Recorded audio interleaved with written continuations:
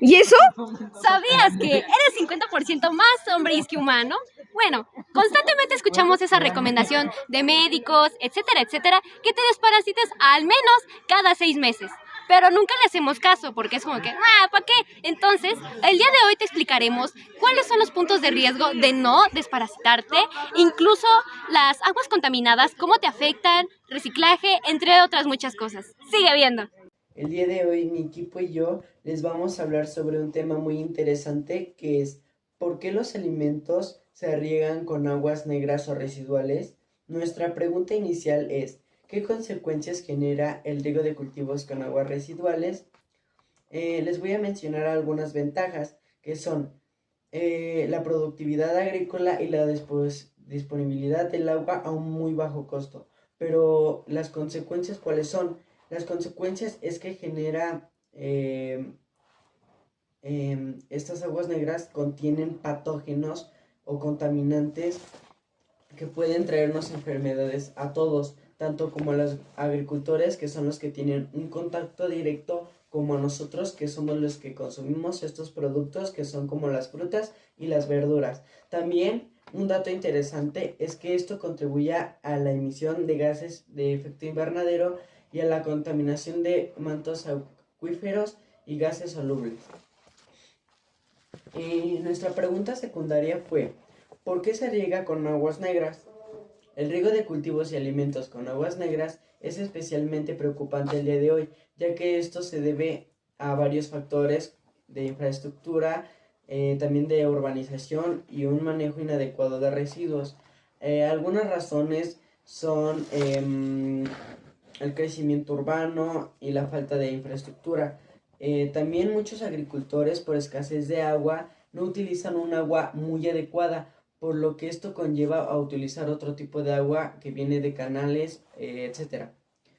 También lo que sería la contaminación cruzada, que esto significa que el agua contaminada con aguas negras puede ser presente, como ya lo habíamos mencionado, por canales de distribución. También puede ser muy tóxico a la hora de estar regando, ya que pues los mismos productores pueden conllevar muchas enfermedades y les puede dar infinidad de enfermedades. Las aguas residuales no son nada raro, siempre han existido desde el principio de la humanidad, y aunque su contaminación en sí es algo normal, de unos años para acá, esta contaminación se ha visto severamente afectada por las acciones humanas. Entonces, ¿por qué no me puedo tomar mi agua de calzón? Bueno, el problema con las aguas residuales reside en que estas se ven severamente afectadas por el mal desecho de productos, ya sea plásticos, de medicina, un montón de cosas. Y también por el mal tratamiento que se le da a estas después de que pues ya están contaminadas. Entonces, esto hace del problema algo que no es solo algo que no solo es una responsabilidad de las plantas en las que se trata, sino también una responsabilidad social, puesto que las personas somos los encargados de desechar bien nuestros residuos y de hacer algo mejor por no contaminar tanto. Si las aguas residuales están tan contaminadas y pueden ser tan perjudiciales, entonces ¿por qué se usan para regar cultivos? Bueno, la respuesta consiste en que hay muchas zonas en las que el agua potable no está disponible, haciendo que las aguas residuales sean, digamos que la única opción viable para poder seguir sosteniendo los cultivos de la región. Esto también tiene que ver con que debido a todo lo que compone o se desecha en las aguas residuales, contienen ciertos nutrientes, estos se pueden aprovechar por las plantas, haciendo que ya no sea necesario recurrir a fertilizantes, así como también se supone, no es cierto, sí es cierto, las, la tierra tiene la propiedad de absorber o filtrar ciertos de los contaminantes que las aguas negras tienen. Entonces, digamos que es una forma fácil y pues barata de tratar este tipo de aguas. El problema yace en que pues no todo lo que contamina las aguas pues va a desintegrarse con la tierra y se puede pasar a los alimentos. Y aunque hay parámetros para medir qué tan contaminante o no puede ser el agua, pues hay veces en los que los campesinos no siguen estas reglas, poniéndose así en riesgo no solo a ellos, sino también a los demás consumidores pues, de los productos. Es importante recalcar que cada tipo de cultivo tiene una resistencia diferente a diferentes tipos de contaminantes y también eso depende de la acidez del suelo y temas en los que no nos vamos a meter. Siempre hay puntos de riesgo para tener parásitos o sufrir de alguna enfermedad relacionada a estos. Vienen desde incluso consumir aguas contaminadas o no desinfectar correctamente verduras y frutas que consumimos día a día. Esto es importante ya que muchas veces se riegan con aguas negras o aguas residuales. Esto con el fin de reciclar un poco más el agua. Entonces, sabemos que tenemos que desinfectarlas para evitar contracción de parásitos, tenias, etcétera, etcétera. Los contaminantes del agua provienen de la basura que producimos, ya que muchas veces no es reciclada y termina en los mares. Jeringas, utensilios de medicina usados, etcétera, etcétera, o incluso algunos insecticidas también terminan en la basura, que llegan hasta el mar, lo que consecuenta bastante contaminación. En otras cuentas, también podemos tomar en cuenta los plásticos. Aunque muchas veces nos hablan de las islas de plástico, casi nunca se habla sobre los microplásticos. Los microplásticos son pequeñas partículas desgastadas de ya previos plásticos que van terminando en el mar. Tienen consecuencias graves para el sistema endocrino y las hormonas de las personas. Ahora que tratamos el tema de los microplásticos, siempre se nos da como solución definitiva el reciclaje. Aunque realmente nunca nos dicen las contras de esto. Tiene muchos pros. Podemos reutilizar todo el plástico que ya tenemos y hacer nuevos productos para ya no seguir consumiendo el plástico. Pero nunca se nos dice sobre que hay diferentes tipos de plástico. Al menos en algún recipiente de comida rápida hay 5 tipos de plásticos y no se pueden mezclar tan fácilmente. Incluso no se pueden reciclar más de 4 o 5 veces ya que este pierde la resistencia. Las partículas se modifican, entre otras cosas, lo que realmente no resulta viable, además del costo que genera.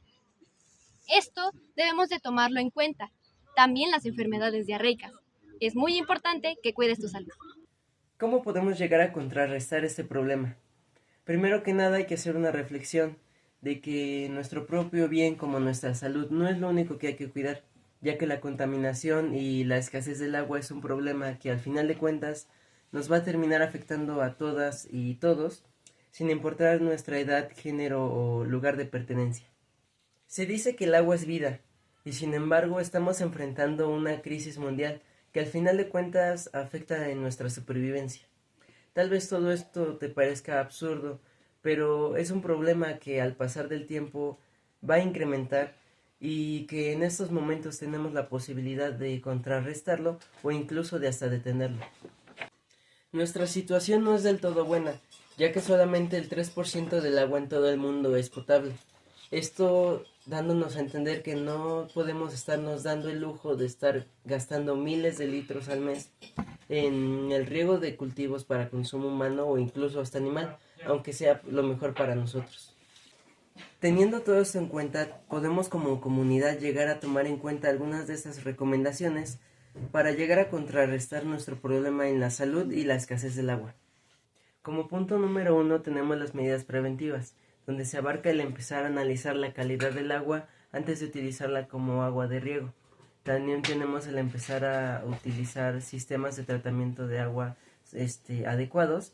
Más aparte tenemos empezar a implementar prácticas de manejo sustentables del agua.